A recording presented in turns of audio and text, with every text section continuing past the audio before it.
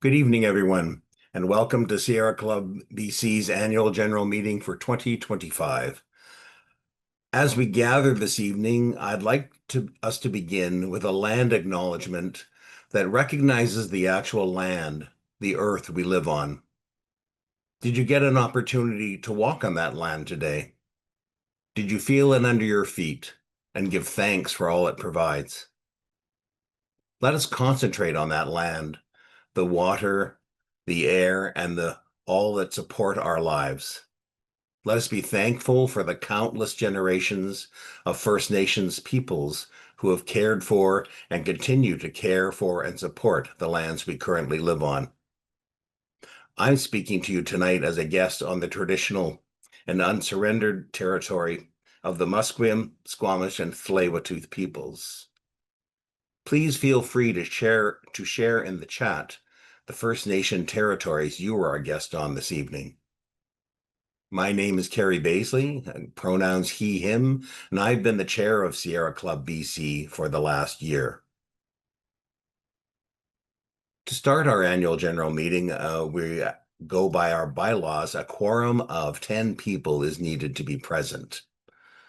So I'm checking to see how many we have. And Gabby tells me we're at quorum. So thank you, Gabby. So can you give me a number at this time just to have a record for the minutes? It might adjust over time.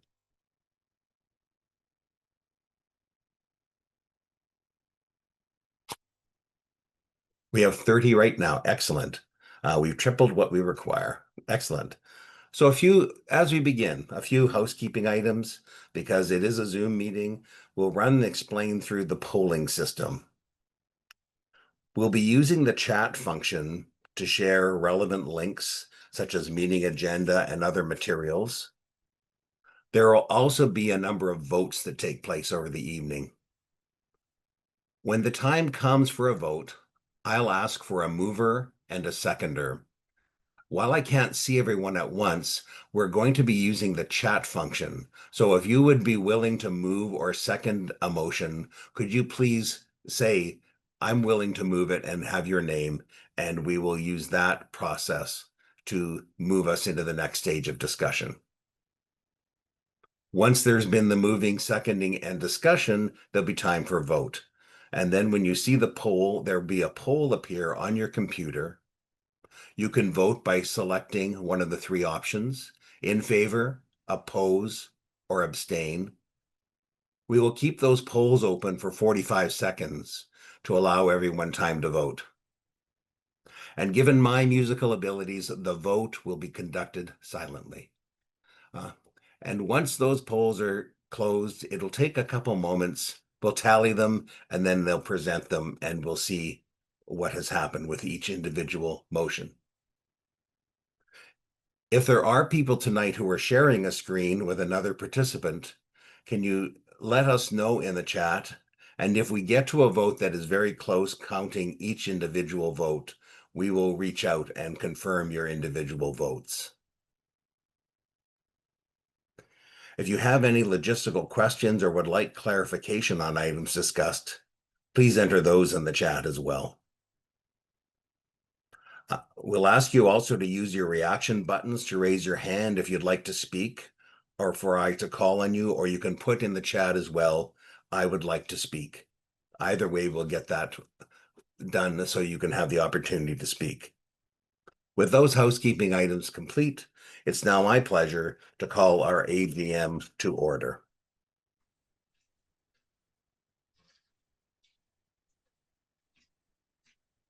You'll see on the screen the 15 items listed in our agenda. The first process is that you'll give you a chance to look at them and review them.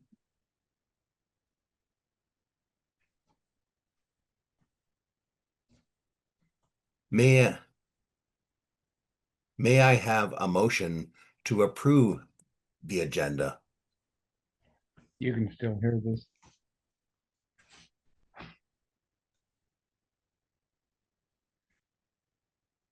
Did I have someone move it?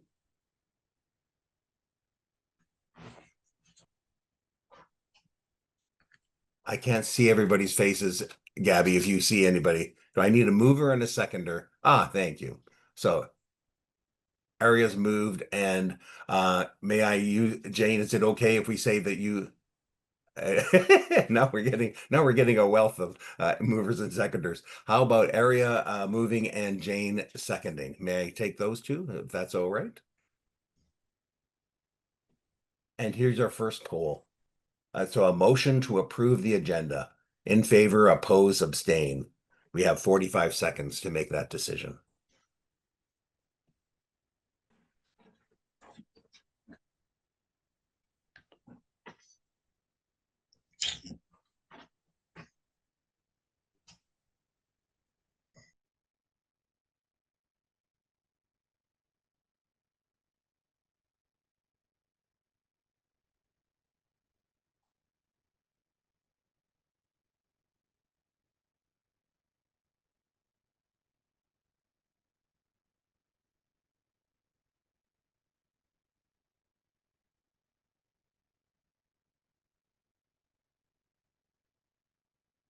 Thank you.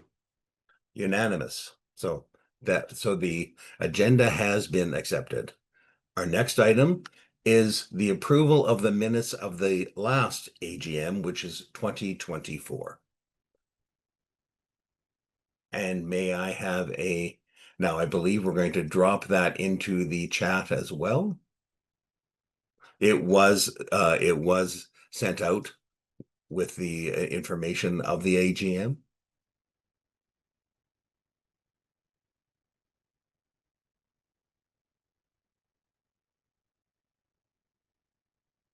May I have a mover for that? Thank you, Gabby.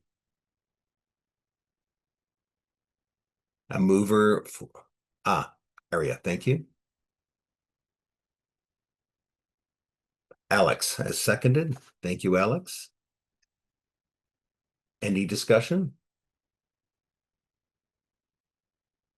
May I have a motion so can we vote on this to accept the minutes of the AGM for 2024?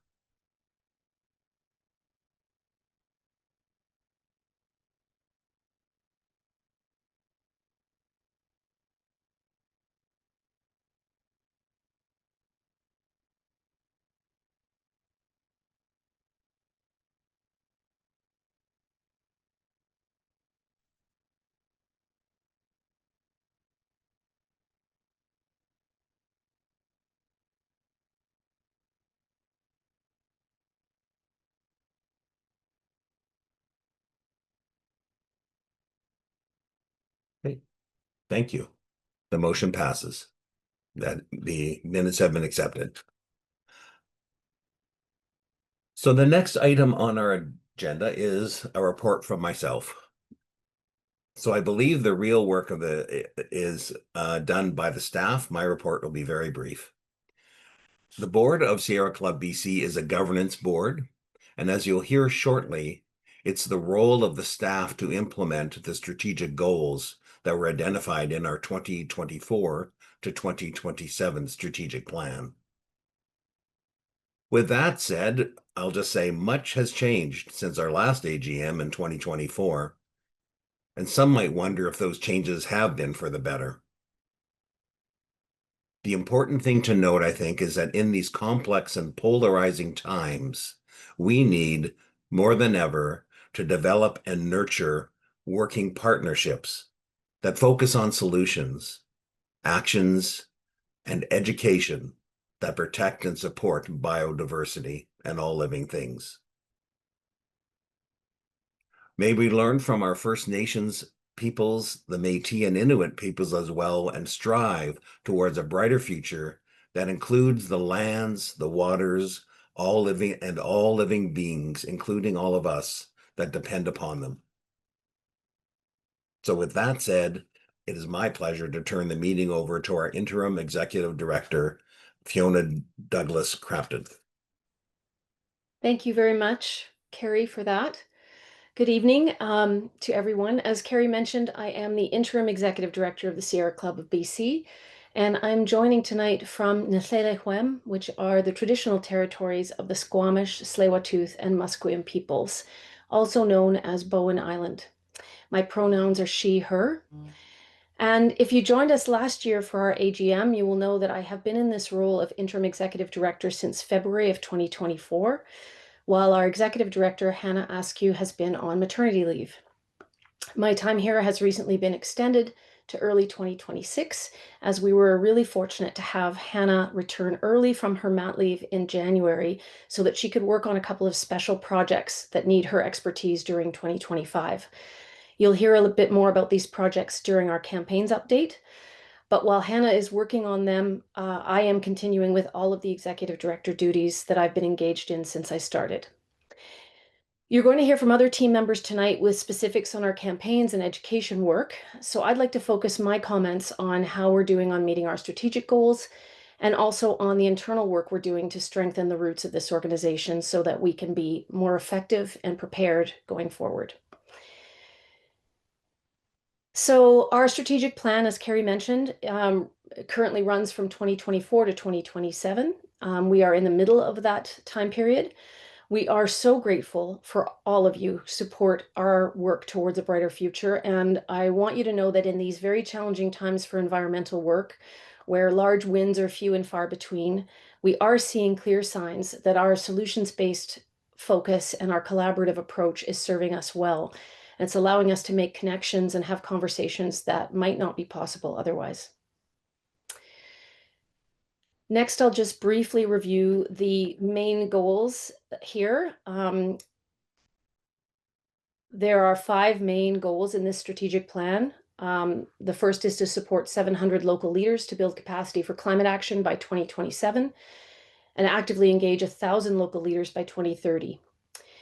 The second one is to make tangible gains towards strong climate policies that reflect the input of local climate leaders, and to meaningfully engage with groups representing communities that are most impacted by the climate crisis, and to work with communities to get on track for 30 by 30 by establishing new protected areas that meet international standards by 2027.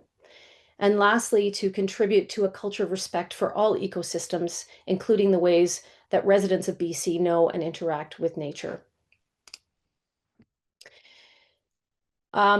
I want to let you know that thanks in large part to your support, we are on track to meet or exceed all of these goals by the end of 2027. And you will hear a bit more about where we're at with that in the campaigns report. Last year, I described 3 themes that emerged when I first came on board and met with everyone in the organization. 1 year later, these themes are still pivotal to this organization, and we have embedded them in our work. We are ensuring that we have twice yearly staff planning sessions, opportunities to come together in person, and that we have adequate staffing.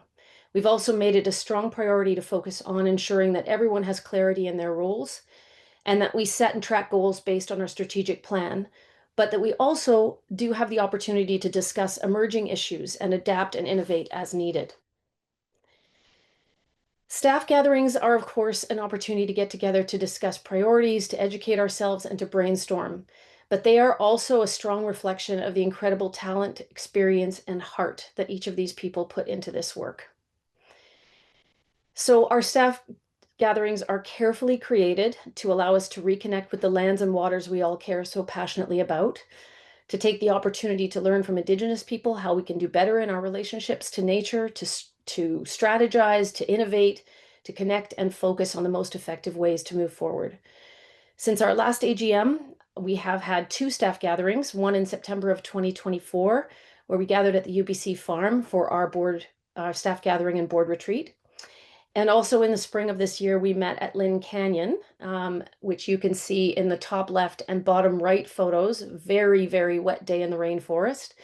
And we also took part in a canoe tour with Takaya Tours, which is run by the Tsleil-Waututh Nation. So the foundational work I mentioned earlier is the internal operations work we're engaged in. It's not always the most exciting or sexy, but we strive towards best practices in the areas of finance, HR, and operations, because we know that these areas are the strong roots of our incredibly important work. So to that end, we have adopted a method for tracking our goals throughout the year that not only allows us to track milestones and accomplishments, but it gives us space to discuss and solve issues as they come up, whether they're internal or external. And this methodology goes by the name Traction, and that's exactly what it gives us. We've also spent a lot of time clarifying job descriptions, doing a comprehensive compensation review, and documenting standard operating procedures for greater clarity and support when we need it. Finally, the updates to our bylaws that you'll hear about later are also part of this process to strengthen the foundations of the organization. So events, moving on to our events. Despite many unexpected changes and threats to positive climate policies at the political level, we are finding that at the grassroots level, people like you are more engaged than ever. Events are an incredible way for us to come together for the environment, and we're so proud of the diversity of events we've had in the last year. Here are a few photos of some of the events we hosted and participated in last year. The top left is a photo of a canoe journey in Burrard Inlet that was part of the Sacred Water ceremony hosted by the Tsleil-Waututh Nation that held this summer.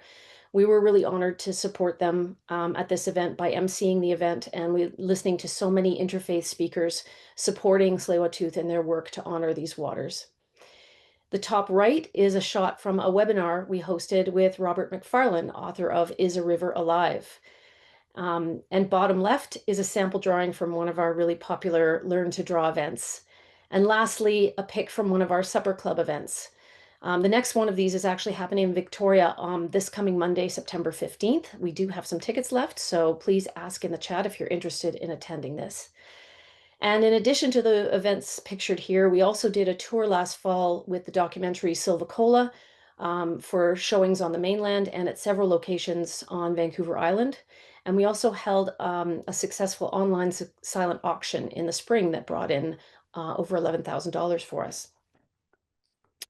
Moving on to fund development, we are so incredibly thankful that our donors are staying with us in these very challenging times. Economically, we know it's harder for some people to support us, but many of you are recognizing that now is the time to step up support for our lands and waters, knowing that we need to work harder and smarter to protect this beautiful province. And we've been very fortunate to find new grant funders and corporate partners. Sometimes they're small and medium businesses doing their part within their operations and in their giving to be environmentally focused. As a result of all this, we are pleased that we've met projections to date and are confident our end of year giving will be on track. So whether you support us by following and sharing our work, signing letters to government, being a monthly donor, or attending our events, we want you to know how much you are appreciated and how important your voice is. On behalf of us, myself, our whole team, and our board, I want to thank you for working alongside us and helping us to preserve the health of our lands and waters in BC. And with that, I will turn the mic over to Flossie Baker, our lead organizer, for a campaigns update. Good evening, everyone.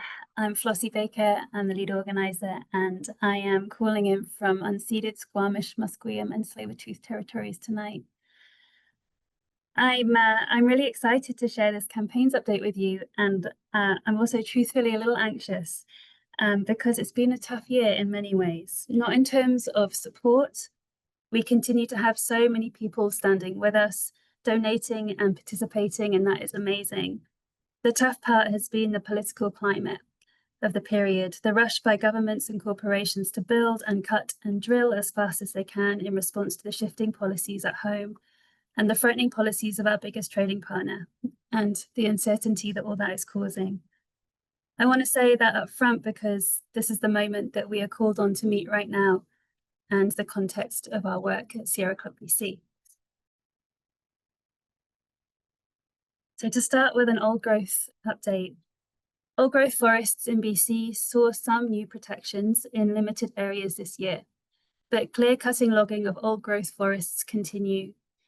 The EB government mandated a large cut volume of 45 million cubic meters of wood in 2025, which is a 50% increase over the 2024 volume, and a number that most foresters agree is virtually impossible to find in our already depleted forests. This year, we helped finalise and publicise a report on the value of forest carbon, showing that over time, intact forests are worth billions more in real dollars to our communities than logging is. We presented the report to government staff in a webinar designed to give them the tools to shift the paradigm away from the old school economics cut and run and towards sustainable forestry with selective logging and protection of the many other values that forests provide.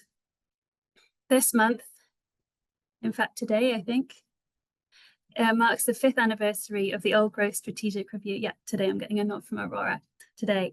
And it seems that the EB government has all but abandoned this important work. One recommendation from the review still has a chance, and that is the new law to protect biodiversity and ecosystem health. And we keep pushing for it. We know that, so for our biodiversity and ecosystem health campaign update, we know that the provincial government won't take action on old growth and biodiversity until enough people demand it. So we continue to educate and advocate for people to take action. We work hard to connect the dots for people between clear-cut logging and massive forest fires, floods and droughts that are getting worse because of poor forest management. Our campaigners work closely with our communications team to produce reports, social media, webinars, blogs, media releases, and newsletters that reach hundreds of thousands of people who can then send the message on to the province that the public demands better forest protection. We've also worked really hard this year to expand the reach of folks speaking up for forests and biodiversity. We've been reaching out to leaders in the tourism and agricultural sectors, talking and learning about the importance of biodiversity to both of their industries. We cannot be seen only as a special interest group or a siloed fraction of the public. It helps when we identify where our concerns overlap with other major sectors and work together on a common goal, such as protecting old growth and salmon rivers and the many other ecosystems we all rely on. On 30 by 30, there's some really good news for biodiversity in the Northwest, where 4 nations have entered a 1-year planning process with the province that include a proposal from Kaska Nation for a 4 million hectare protected area. 4 million hectares is an area larger than Vancouver Island and extremely culturally important for the Kaska people. We're supporting Kaska First Nation in getting their proposed protected area accepted by the province. And this would, if this goes through, this would really significantly contribute to the goal of protecting 30% of lands and waters in BC by 2030. As Fiona mentioned earlier, our Executive Director, Hannah Askew, also continues to build our organisational capacity to support Indigenous protected areas. For example, she is collaborating with First Nations and legal scholars on a primer for understanding how Indigenous protected areas can be established and supported in alignment with existing Indigenous laws and customs. This work is groundbreaking as well as painstaking, and we feel very fortunate that Hannah is able to take this on at this time. For our campaign update, if any of you saw our email earlier, you will see that a new oil pipeline to the Northwest Coast was not on the list of major projects today coming out of Ottawa. And so we've been celebrating this. This is a win. This is a win for us. The Prime Minister has said that there will be another list of major projects announced in November, so we aren't totally out of the woods yet. But this is definitely a moment where we can sit back and take a little, just give ourselves a little moment of celebration. Our intention is to ramp up the public attention over the next few months. And so starting with next week, next Tuesday, we'll be taking out the front page advert of the Ottawa Citizen. Over the summer, we've activated thousands of people to send letters to Liberal MPs. We've produced social media videos about the oil tanker ban that have been seen over 40,000 times. We were on TV with BC Today, and we've worked with City of Saanich residents to pass a motion for Saanich to oppose a new pipeline, which was just passed a few nights ago. When the threat of this pipeline was first announced, we immediately launched a campaign to remind the governments of BC and Canada that the people of BC have already spoken on this when we won the hard-fought tanker ban on the North Coast in 2019. This tanker ban moratorium is what made the Enbridge pipeline unfeasible. To build a new pipeline now, the federal government would have to repeal that tanker ban. And thousands of people fought so hard for that. Our campaign focuses on how much affection and pride people in BC still have for that tanker ban. And because it protects the North Coast from spills. And so we're able to tap into that affection and love that people feel for it, rather than just running a kind of stop the pipeline campaign, which just feels better. We've also put significant effort into comments for the review of Clean BC, the province's climate policy. We had a ton of constructive input on improving existing programs like the industrial carbon tax and the industrial tax on carbon and the methane reduction policy, and some new ideas, as well as supporting keeping the legislated climate targets in place. We are following up with the Minister with technical briefings that build the case for incentivizing or legislating clean energy while protecting the environment and Indigenous decision-making. On top of that, our Mother Tree Local Leaders Project 4 cohort just launched last week. This cohort is a multi-faith one, representing 14 people from 7 different faith traditions.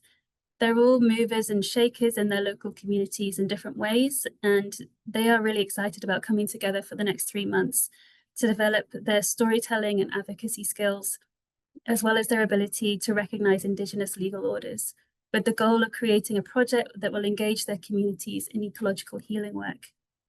Research tells us that people are more likely to take action for the climate after 1, they've had a conversation with a trusted community member, and 2, if they're invited to do something together. And so these Mother Tree Local Leaders, the Mother Tree Local Leaders Project is designed to resource and inspire these community leaders so that they can better help their communities take action together. And finally, our Move the Dial workshops trained 40 people to bring our Climate Ready Communities Toolkit to their city councils. And we presented to 22 municipalities in Metro Vancouver. This toolkit helps city staff use various tools to maintain and increase green infrastructure, such as the tree canopy and green space, even while we densify and build much needed housing in BC. We're absolutely thrilled to offer these practical approaches that make our Air Game strategies of advocating and raising awareness, that take our Air Game strategies of advocacy and raising awareness and put them into real actionable plans for towns and cities. After all that, I'd like to hand it over to my wonderful colleague, Kate, for an education update. Thanks so much, Flossie. Hi, everyone. My name is Kate. My pronouns are she, they, and I am the Education Program Manager at Sierra Club BC. Today, I'm tuning in from the unceded territories of the Musqueam, Squamish, and Tsleil-Waututh people, and I am so grateful to be responsible for a program that touches so many lives. In education, we offer free land-based learning experiences that really prioritize inquiry-based learning. Through creating these meaningful spark moments with students, we really allow them to reconnect with the nature that's in their backyard, and providing these initial experiences really allows them to grow lifelong relationships with these plants and animals that they see every day.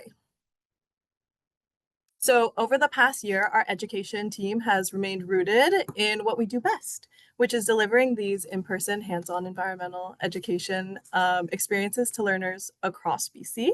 So whether it's a schoolyard or a local park or a nearby green space, we meet learners where they're at, and we spark connection and curiosity outdoors. So this past school year, we have facilitated over 380 workshops, reaching over 8,600 students. And that's 8,600 opportunities to inspire young people to see the world in a new way.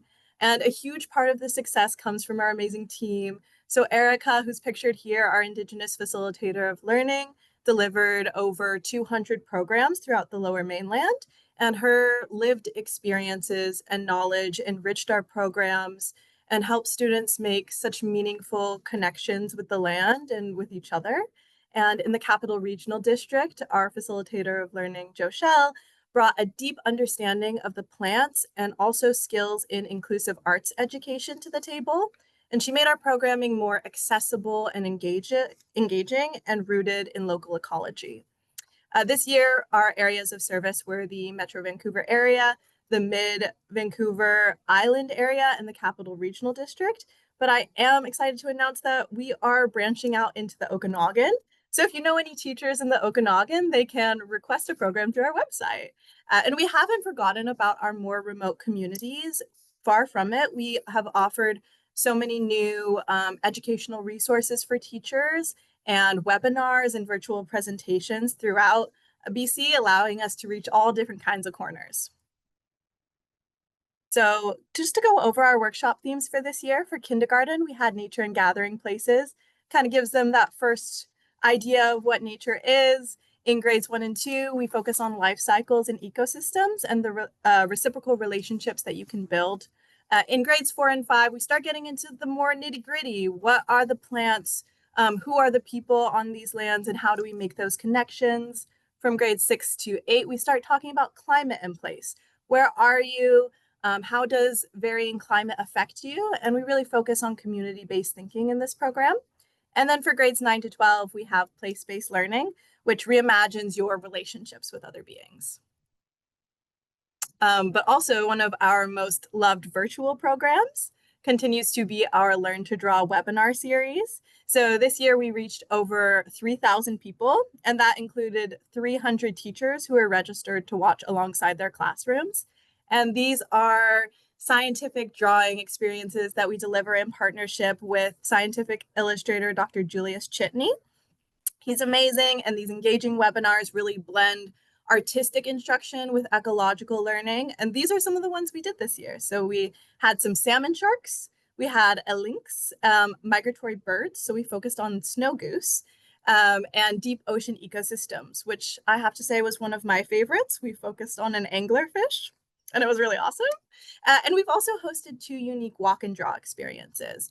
So these are in person, and the first one focused on intertidal zones. So we got to check out all of the starfish and barnacles in the Vancouver area. And then we also focused on small, awesome! Shout out to the person who did the drawing. Sorry, there wasn't one in the chat. But yeah, we focused on small forest life, which brought people outside with sketchbooks in hand. And to keep learning alive beyond workshops and webinars, I mentioned earlier our free educational resources. So we've done a wide array, which are featured on our website and through our education e-newsletter. But they're not just worksheets. They're so thoughtfully crafted, and they integrate Western science with Indigenous knowledge systems and offer so many different ways of knowing and connecting. I'm really proud of them. I'm really proud of our facilitators of learning who also worked on them. And this year we published 10 new resources. So we published one for each Learn to Draw being, so the ones that I mentioned in the last slide. We have made a fire curriculum, which delves into so many different aspects of fire, so the science of fire, how it's been important for different cultures across the world. And we've also published some nature-based poetry and art activities. And these materials support both formal and informal educators and are used in classrooms, homeschool settings, camps, and more. We also work directly with educators and teacher candidates to build the capacity and confidence in delivering education programs. So over the past year, we led 8 different professional development workshops. And so we were able to engage with 270 educators directly so that they can proceed to develop and deliver these programs in their classrooms. So by supporting educators today, we're not only teaching students for one day, but we're helping spark that ripple effect that can hopefully last lifetimes. And at the heart of our work is really the belief that young people are at the forefront of change. We know that climate change and environmental injustice doesn't impact all communities equally, and that's why we remain committed to offering these accessible, consistent, and free programming with a focus on reaching youth that could be most affected by these issues. And so by fostering that curiosity, critical thinking, and care, most importantly, for the earth, we're helping shape the next this next generation of environmental stewards. So it's been a very busy and very fulfilling year for the education team. And we're only getting started. We're starting the next school year right now. So thank you so much for being a part of this journey with us and for your continued support as we grow, evolve, and connect more learners with the natural world around them. And I'm now going to hand it over to our board treasurer, Dakota McGovern, for our financial statements. Thank you so much. Hi, everyone. My name is Dakota McGovern, and I serve as the treasurer of the Sierra Club of British Columbia. I use he, they pronouns, and I'm joining from the territory of the Comox First Nation. I have sat on the board for 5 years, and I have over 9 years experience in finance, governance, strategic planning, and development. So I'll keep my remarks fairly brief so we can move through today's agenda. For those who haven't reviewed them, our audited financial statement for the fiscal year that ended on December 31st, 2024 is posted in the chat and is available on our website. Our auditors at KPMG have once again issued a clear, unqualified opinion confirming that the statements fairly present our financial position in accordance with Canadian standards for nonprofit organizations. So to start, I would like to break down the audited financial statement before moving to a brief summary of 2025 so far. So at year end, our assets totaled roughly 2.28 million against liabilities of roughly 933,000, leaving net assets of roughly 1.35 million. Within that, we have 2 internally restricted funds as viewed on page 11 under note 7 of the financial statement. So the first is the IT reserve, originally established in 2020 with about 58,000 remaining after computer upgrades. And the second is an office pilot and HR support reserve established in 2024 with about 68,000 remaining. Revenues grew modestly in 2024, reaching roughly 3.09 million compared to roughly 2.9 million in 2023. And this was primarily due to stronger grant revenue, which offset a dip in donations. Expenses also grew from roughly 2.83 million in 2023 to roughly 3.26 million in 2024, reflected expanding programming, charitable activities through agency agreements listed on note 5, page 10, investments in IT and administration. The result was a reported operating deficit of about 170,000 for the year.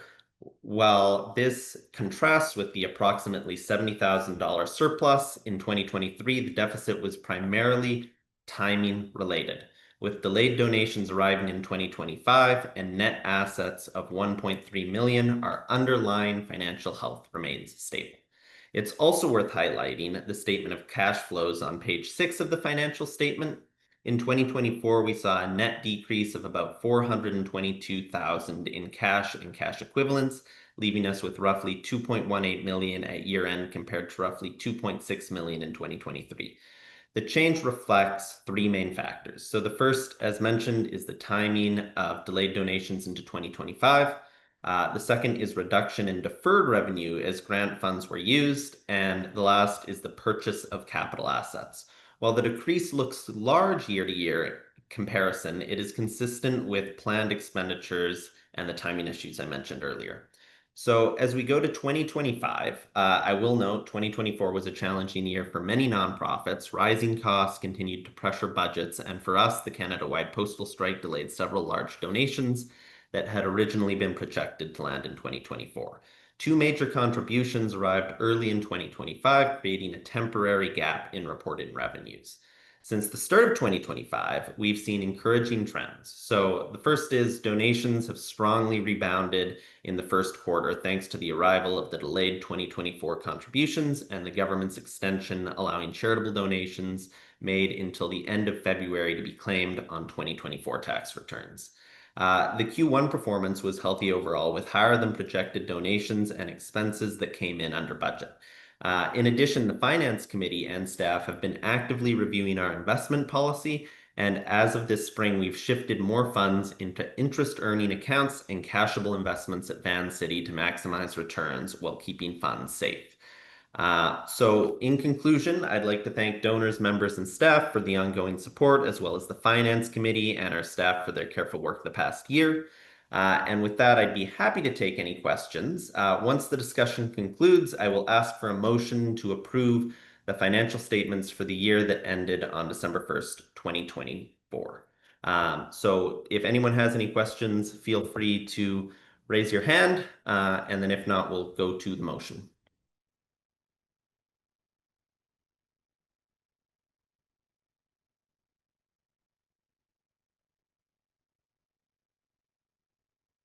All right, it looks like we have a mover at Kevin. Would anyone like to second? And it looks like Arya is seconding. All right, so we will now do a motion to approve the financial statements.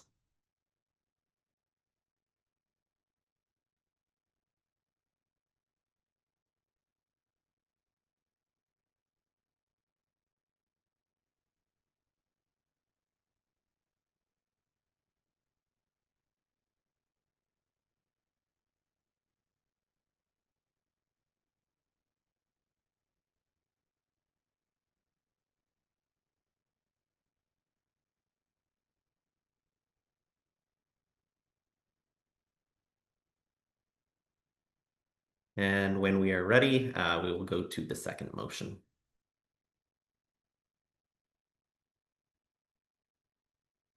So the second motion will be the appointment of our auditor. Could we please have a mover and a seconder?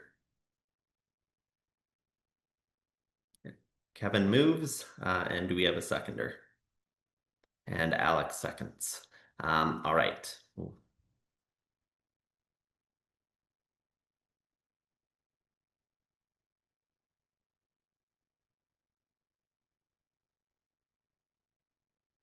And so now I am going to, once the voting is finished, turn that back over to Carrie. I'd like to thank everyone for allowing me to give this presentation, and I'm looking forward to the year ahead.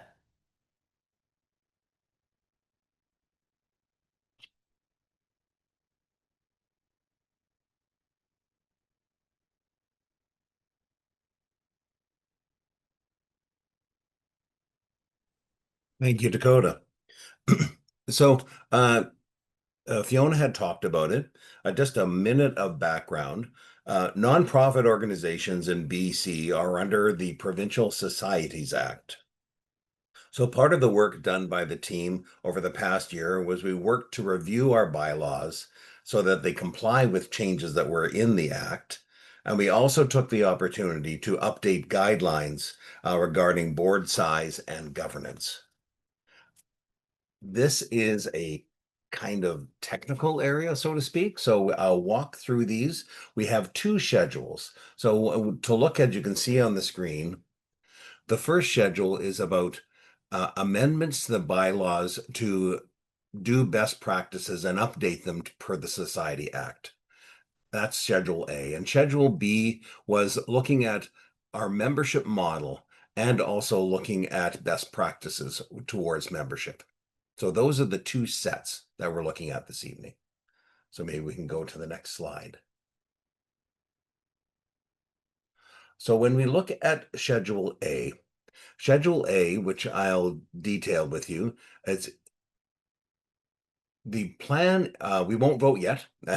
Let me just detail it for you so you have the background and then we'll vote. So Schedule A, what we looked at was on our books, we had local chapters, but we had not been practicing them for some time. You heard the work that was engaging local leaders. So we're moving from chapters to looking at local leaders, and that was showing up in the strategic plan. The other thing is that we actually did not have term limits on board membership. So we've updated that because we thought that that was an appropriate thing to do and a best practice. And the other thing, which was technical, was that there was language around auditor appointments, and we have no intention, but there's also technical language regarding the dissolution of a foundation. So we updated those to be in line with Society Act things. So that is Schedule A. So with that said, does anyone have any questions, or can I get a mover and seconder to accept the bylaw changes, which Kevin Barlow has moved. Thank you, Kevin. Someone to second?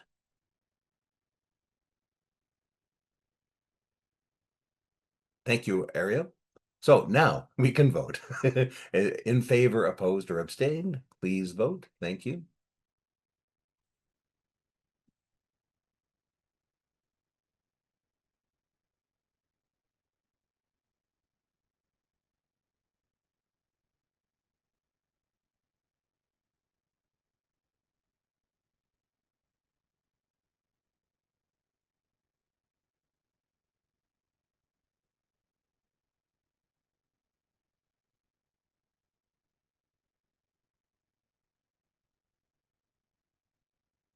Thank you. That we needed a 2/3 majority to pass that, and there is a 2/3 majority, so that is passed. Thank you. So now we're looking at the next Schedule B. And so Schedule B, the adjustments to membership. So one of the things that we had in the times past, and this was historical, if somebody paid an amount of money, quote, they automatically became a member. Two things were there. One of the things is people got on a membership list and that didn't necessarily get changed, reviewed, or checked. So if you asked us honestly how many members we have, we couldn't practically tell you, to be very truthful and honest. So, Fiona, thank you. Oh, I need to say the resolved script, and it's right before me. I can do that. So we will back up to Schedule A. I've got it before me. So we've actually voted on it already, but I will say this now. Okay. For the special resolution number 1, and it's very small print. I will take my glasses off. Resolved that the special resolution that the current bylaws of the society be deleted in their entirety, and that the form of bylaws attached hereunto in Schedule A-1 be adopted as the bylaws of the society in substitution for and to the exclusion of the existing bylaws of the society. And we provided the schedule, the attachment with what was being suggested and changed, and we have already voted on it.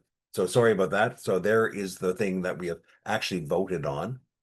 If anybody has a concern that needs to be reviewed, you can note that in the chat and we can go over it. Otherwise, we'll proceed to the next one, and I will read that.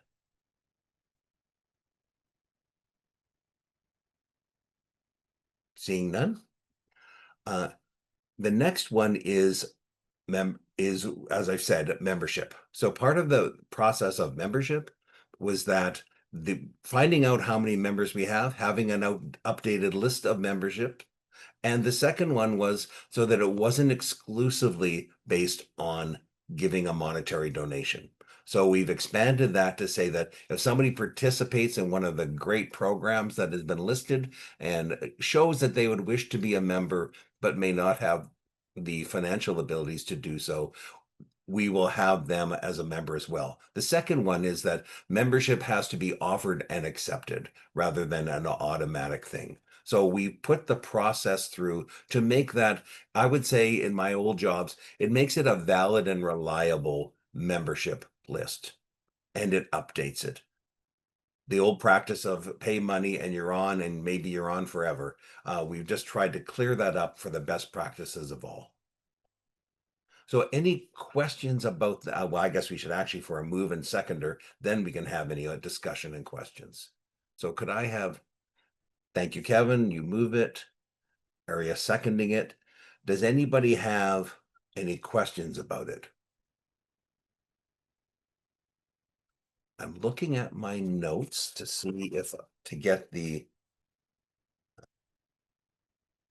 exact wording.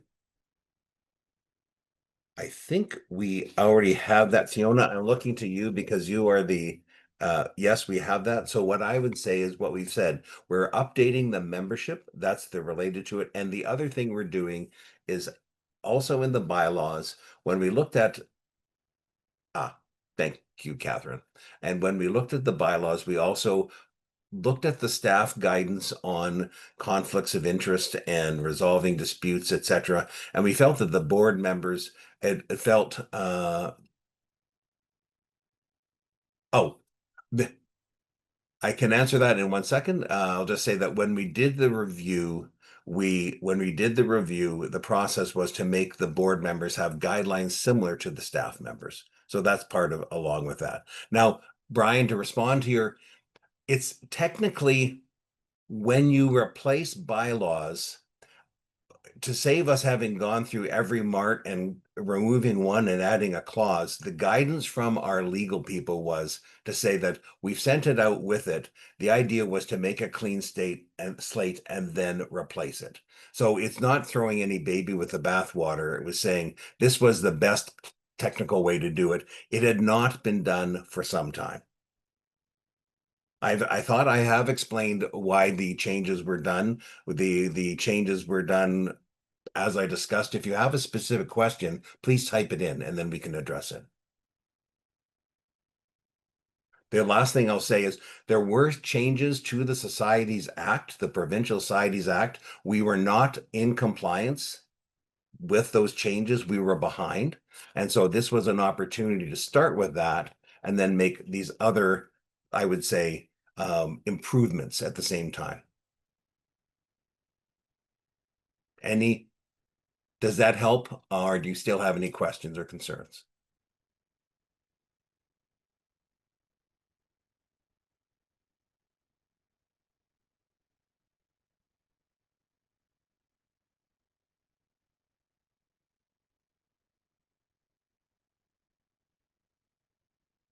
Not hearing any, I will ask, we have the mover and the seconder now for this second to approve the resolution number 2.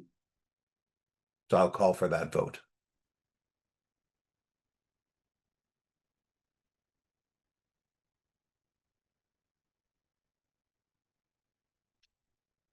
It was circulated. It was circulated with the notice of the AGM. Yes.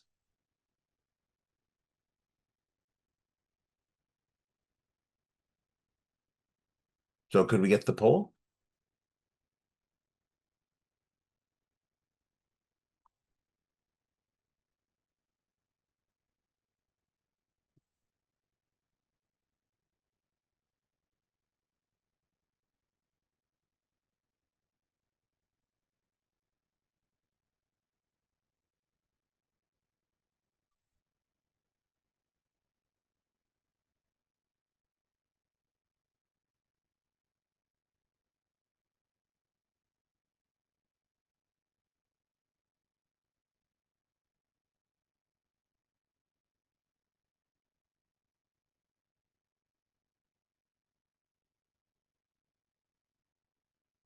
And that is a 2/3 majority as well. So thank you. So that does pass.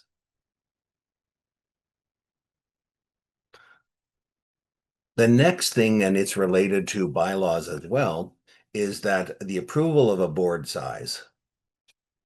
So one of the motions that we were wanting to get reviewed and passed tonight was that we would confirm the number at 12. We have been operating within 7, and we're finding it sometimes with people being away or various other reasons why people can't meet, reaching a quorum could at times provide difficulty. We don't want our board to get too big. We thought that would be 12 could be the possible sweet spot, if we can call it that, for having opportunities and experiences and a chance for everybody to participate at the same time. So with that, I will just read the note so I get it correctly. The bylaw in the foundation's bylaw 28A has the members must confirm the precise number of directors for the upcoming year. The number of directors must be a minimum of 7 and a maximum of 12 pursuant to bylaw 28A. That's the bylaw that's here. So just to review, so you've got minimum 7, maximum 12. So here is that process. We're not voting yet. I'm just giving you the background, and then we can have discussion after that. We've always had a process of overlapping. So right now we have 3 members on our board who will continue for their third 2-year term on the board. And those are Alex Flavel, Dakota McGovern, and Rob Gillizo. So we have 3 people continuing on their 2-year term. There are 3 people that will be up for election tonight for a second 2-year term. So their 2-year term has ended, and they're willing to stand for a second 2-year term. That's Camilla Chomel. She's currently in Bali on her honeymoon, and myself, and then Shanti Aria Carpelli, who is with us this evening as well. So the three of us are willing to stand for another 2-year term. Again, just providing you the background. Amanda Tracy and Desiree Lawson will be stepping down on our board this year, and for reasons that are fair and logical, and we wish them well in their new endeavors where they're going, and also thank them very much. The term limit is, I'll finish that once I finish what I'm saying. So we wish them well, and I know that they have given us great service over the time, and we thank both Amanda Tracy and Desiree Lawson. So that the plan is that there would be up to, there in the discussions of term limits, there would be up to 4 allowed. So that would be a total of 8 years. So that was the wisdom, if I can call it that, out in the world right now, is that it's either 3, which would be a total 3 terms, which would be a total of 6, or 4 terms would be a total of 8 years. So some of us are more than willing to go for 4. So I'm just telling everybody that now. So, but up to a maximum of 8 years. And the feeling is that gives the chance for new blood. That gives the chance for opportunities for people to come and then not have one set coming for a long time.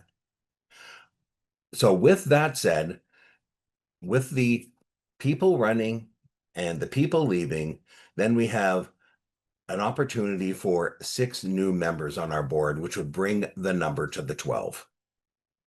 And you'll hear from the nominations committee shortly on recommended candidates. Great, thank you. Yeah, I agree. So I agree with Brian as well. So it is a good balance, or at least we hope to have a good balance. Before we can look at the new nominees, we need to vote to confirm that we can move to this model of having a motion that the number of directors for 2025 to 2026 be confirmed as 12. So that we're looking at a board. Thank you, Kevin. You move that. Thank you. And could I get a seconder for that? Thank you, Aria. And could we have a poll? So approving the number of directors to be 12.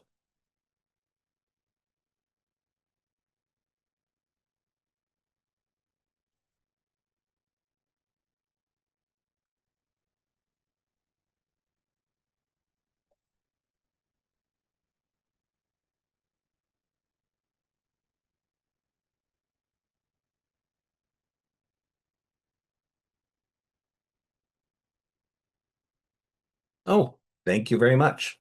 It needed a simple majority, and 100% is a great majority. Thank you so much. So now with that said, we're going to look at the re-election of directors, and because I'm one of those, I can't be that and do that at the same time. So I'm going to ask Alex to take over now, if she will. Thank you, Alex. Good evening. My name's Alex, and serve as the vice chair of the Sierra Club of BC. I've been on the board for 5 years now, and I'm joining from the territory of the Wasanic Nation.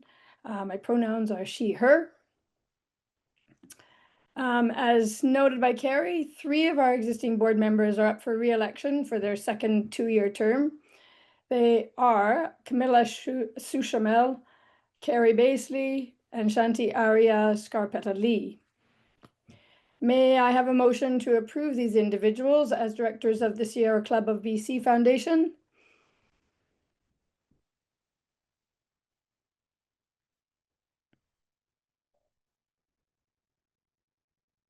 Thanks. A move from Kate and a second from Zana. And we have the poll up.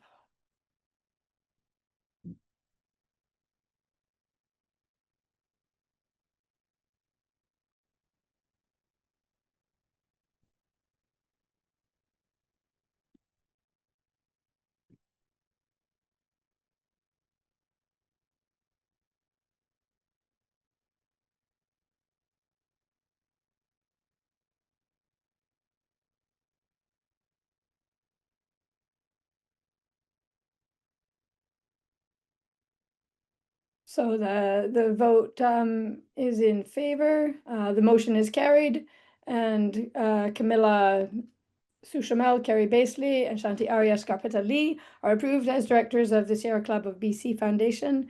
Congratulations and thank you to each of them.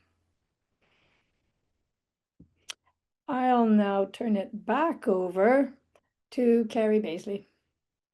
Okay, thank you, Alex. So thank you for that vote. And with that vote, then I'm continuing to our next section is to looking at the vacancies for the board. So if I will just describe the process that we came in seeking out new people. So with the vacancies that we knew were coming, and we were hoping for the increase, which thank you, you have passed this evening. With the 4 vacant seats on our board, we put out a call for directors in early July on membership and volunteer platforms. And what we wanted to do was we looked at the board members we have, and in one of those things we said it would be helpful for the board if we had some experience in the following areas, and I'll detail those for you as background: financial acumen and accounting experience, nonprofit experience preferred, governance, nonprofit society governance experience, fundraising. We've talked about fundraising and the things that we don't think the times ahead will necessarily be simpler. So fundraising, philanthropic, donor relations. Another very important thing was traditional and cultural knowledge with First Nations, Indigenous, and Métis peoples. And the other one was we have a lot already, but it never hurts to have more knowledge of environmental issues in British Columbia. So our nomination committee was made up of members of both the board and Sierra Club BC staff. And with the applications, we were happy to announce that we had numerous applications, more than were for the positions we had. We asked people to fill out a questionnaire. And from that questionnaire, we also then made a shorter list. We then interviewed people with a pair of members from Sierra Club BC, and then came up with a short list. So that was the process of it. And with that, there's another process where we are able to appoint up to 2 people with special abilities. So with that said, this sounds a bit backwards, but to conclude the whole process, what I'll talk about now is shift to the special appointments, and a vote is not needed because the board has appointed these 2 people. So accordance with bylaw 28B, we may add at our discretion up to 2 people, 2 directors to fill vacancies with necessary experience or expertise. And with the interview process, we were able to ask Jessica Taylor and Kevin Eckford to join us. Jessica brings a wealth of fundraising and prior board governance experience, and Kevin brings us a wealth of experience in finance and board governance. So they have been special appointments, and we welcome both Jessica and Kevin to the board of Sierra Club BC, and I declare them to have been appointed and to serve as directors for a 2-year term starting September 2025. So that was an appointment. Now we have the process of acclaiming if there are no other applicants. So as provided to the notice, as I said, we delivered on with the process that we came up with our short list. And with that, in the notice to members of the AGM on August 25th of this year, the following individuals have been nominated for election by our nominating committee, as according to our society's bylaws. And those are I will read their names and a brief background for each of them. Liz Mays, who is experienced in human resources, justice, equity, diversity, and inclusion work, JEDI, and also working in nonprofits. That was Liz Mays. Rabea Shukdar Orpra is pursuing a master's degree in environmental sciences, focusing on eco-restoration by planting native species impacted by mining extraction, and she works in the interior. She's a student in the interior. Megan Cross holds a PhD in adaptive climate change, and has over 10 years experience as a consultant with legislature and First Nations representatives. I'll answer your thing in a second, Brian, when I'm done. Sana Akaroth is an executive director and founding of the nonprofit Rock On Collective, and this enables neurodiverse participants and others to engage in outdoor activities. She also brings a wealth of Jedi experience as well. So those are the people that have been nominated by the board. Now I'll just ask let's see, did anyone with no, what we did was, maybe I'll just review it again, Brian. We had applicants. We then there were people from outside British Columbia. One of our things to do is that we look at British Columbia and we looked at the nature of their application themselves. So with that, we shifted it down. Then we talked to everyone involved, and with the opportunity, everyone that we had nominated, we actually ended up with having a position for them. Does that, so no one was denied ability to run. We saw it as an application process. The one last thing I have to do is to say, as according to our bylaw 30B, we'd have to see if there's any other nominations for this from the floor today at the AGM. These are the four recommended people for the board, and the board will be probably likely voting for them because we have approved them to move forward. But is there anyone else to call a final call for any further nominations?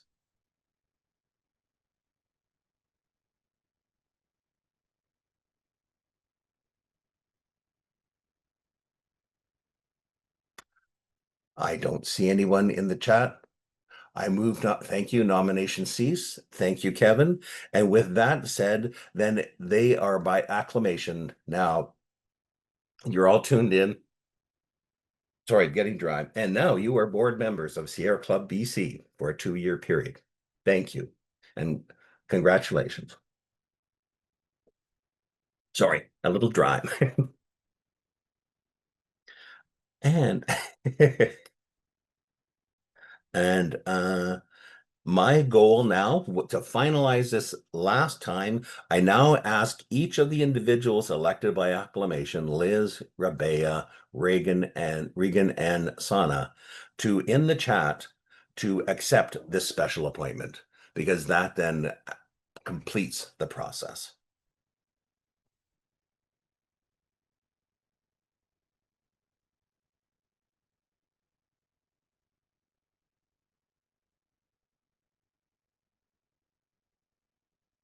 Thank you. Very fast.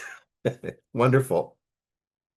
That completes our process, and now it is my pleasure to turn the meeting back to Flossie.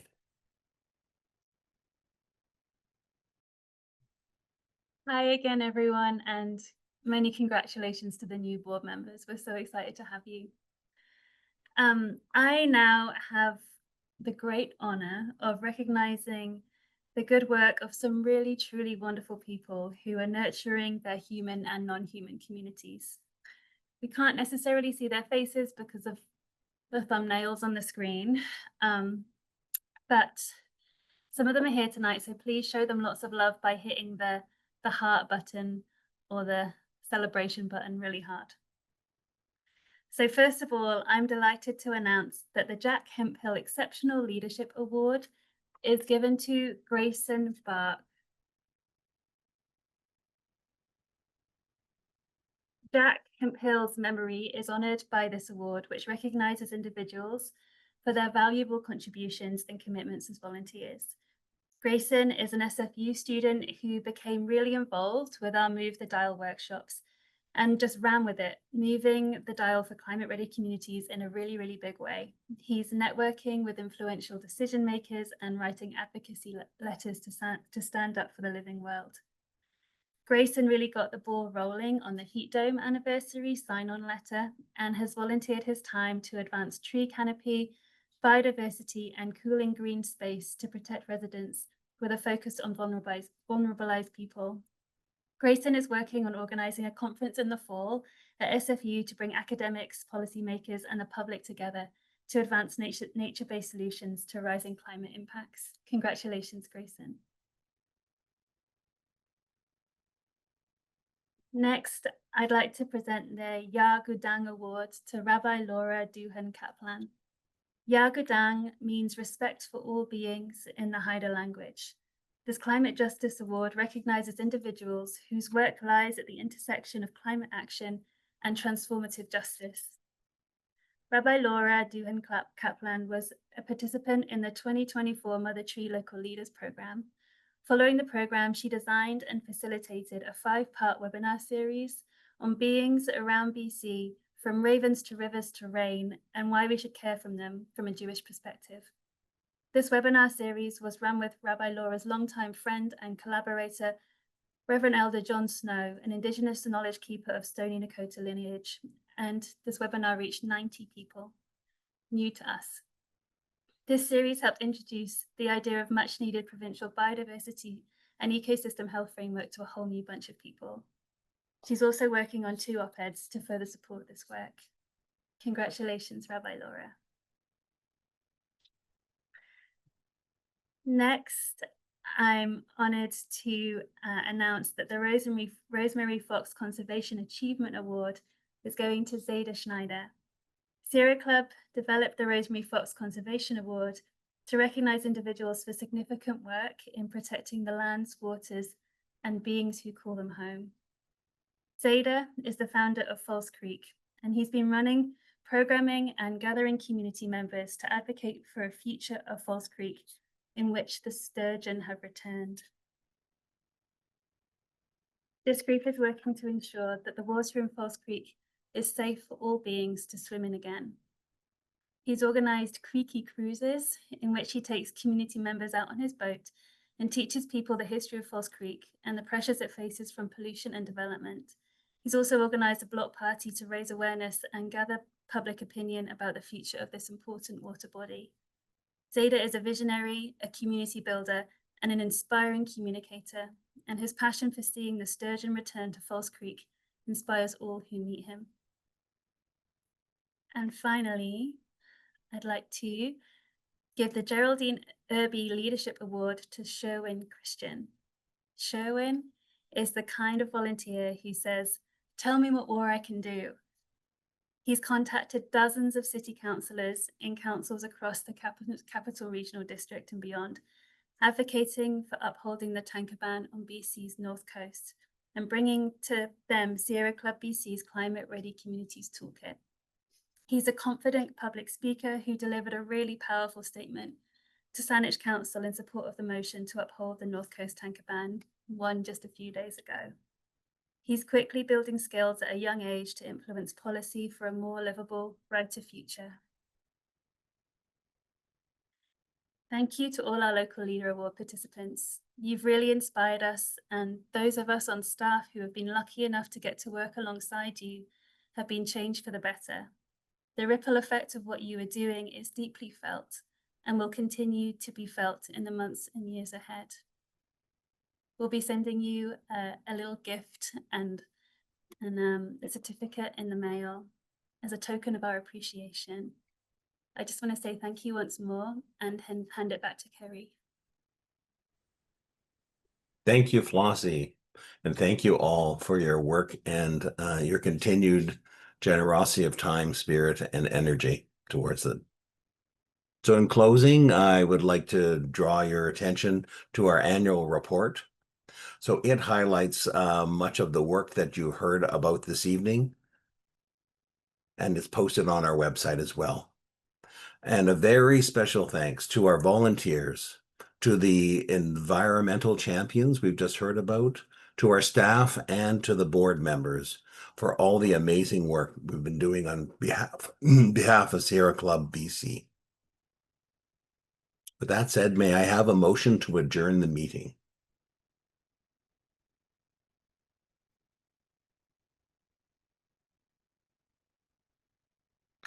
Aria, thank you. You've moved, and may I have a seconder? Alex, thank you very much. And so we have a poll.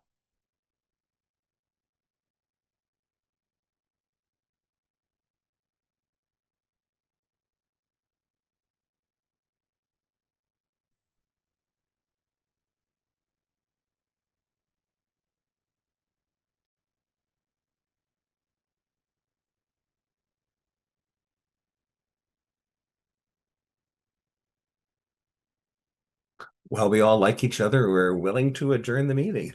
Thank you. Thank you for your attention, for your patience.